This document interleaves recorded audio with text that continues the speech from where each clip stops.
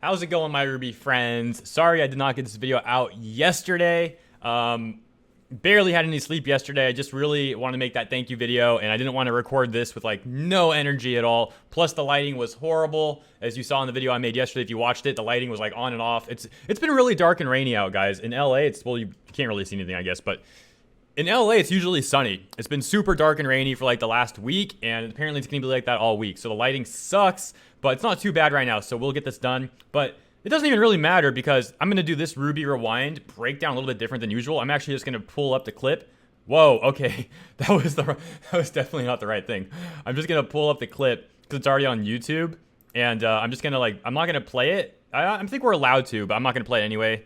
But I will just break it down and like talk screen by screen about the latest theories and all that. So here's the clip, guys. 1 minute and 50 seconds. This is like the longest RWBY Rewind preview that we've had yet. So you can see it opens up. If you do want to watch the full preview, by the way, I'll put the link in the description. It's on YouTube already. I'm not going to play it, but you can watch it on their channel. But I'm just going to, like I said, break it down. So it opens up with the Atlas military, I guess, on Argus. Not all of them, but some of them are like watching Caroline Cordovin fight the Team RWBY and Co. You can see in the top left, we have that binary up there again, the 001010101. We already translated that, and it came out to star star, and that's why the GTA memes originate from this channel, guys, because we came up with that theory, and it's correct. It's definitely awesome. We're amazing. We're like the best. Okay, so the fight continues, and the other latest theory is actually if we skip ahead a little bit, and we come to this radar. So look at this radar, guys. You can see that there is a red dot right here. So the fight is going on here. This is like Argus, somewhere on the coast here, right? And probably the military base is this island. So you can see there's a few other islands out in the ocean. And this scanner has a red dot that, of course, nobody is seeing because, well, they're too busy celebrating that Caroline.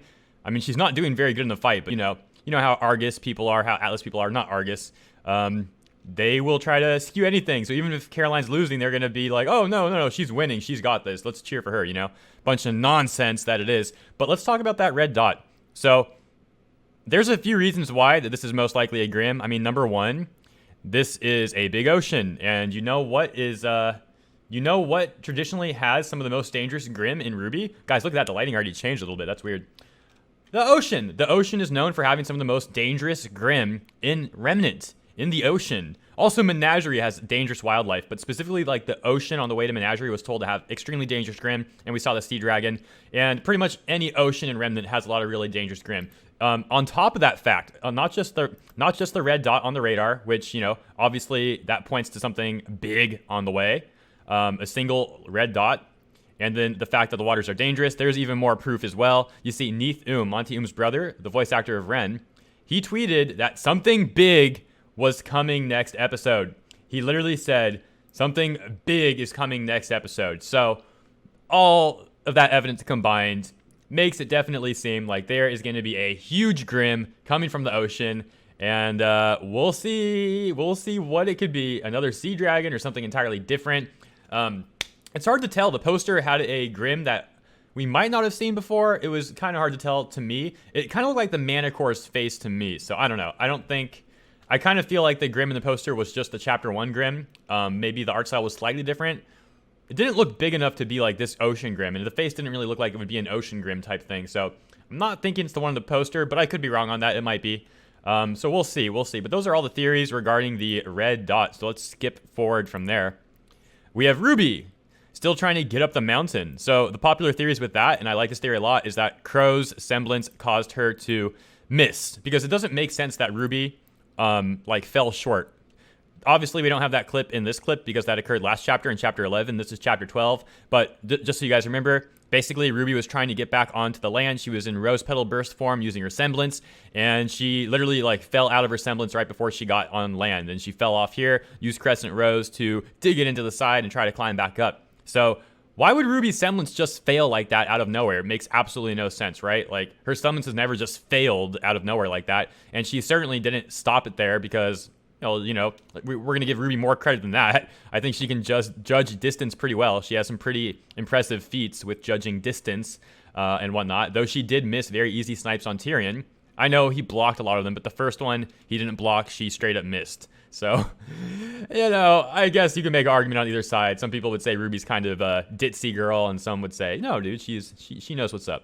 I'm just going to go with the theory that Crow's semblance was affecting her because Crow was standing on the edge of this mountain when RWBY fell off. So I guess we got to skip to 30. So let's see. So she ends up getting back up there. She uses crescent rows to like kind of like hook it and jump and hook and jump and repeat that, and that gets her up there eventually. So everything's all good there. So the fight continues with Caroline's mech, and basically they try to devise a plan on how to destroy it. The plan is now, well, I guess we gotta skip to 1. The plan is now to destroy the cannon. So the cannon, we know how it works officially now, confirmed by the characters. We kind of already knew how it worked because, well, we saw, but it's always nice to get the characters confirming stuff themselves. So basically it loads giant cartridges of dust, and it can fire those dust properties out of the cannon. So what they're gonna do is, well, that aside, so the dust cartridges are protected, but the missiles are not protected. Like, they have to come out of the arm, which I think, let me see if we just passed that up. Hold up.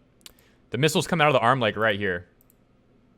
There we go. So the theory is that this is not going to be protected by hard light anymore. So if you can shoot one of these missiles in the cartridge, it'll blow the whole thing up, and that will destroy the arm and the dust there. And, well, then it's not going to be able to really fight anymore. It'll be able to use melee combat, I guess, but it won't be able to fight. Do you guys think that there's death flags for Caroline Cordovin now? Because, let me put it this way. I think there is, because if they, let's say that giant Grimm's approaching, let's say Team RWBY and Co. ends up destroying the mech's arm with the cannon in it, it seems like the other arm doesn't have a cannon in it, so it will kind of be defenseless. It can use melee combat, but that's it. So perhaps this giant Grimm comes right when they blow Caroline's mech's offensive ability up, and then she ends up having to fight the Grimm with melee combat. Maybe she's holding it off while Team RWBY and Co. tries to like get back to Argus and rally the troops or something like that.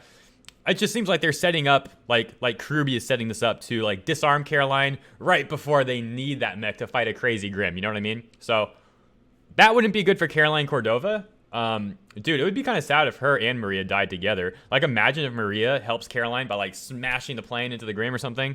I don't know. Maybe I'm thinking the wrong thing. I don't want to kill these old ladies off, man. I love old ladies. They're awesome. So I'd be very sad about that.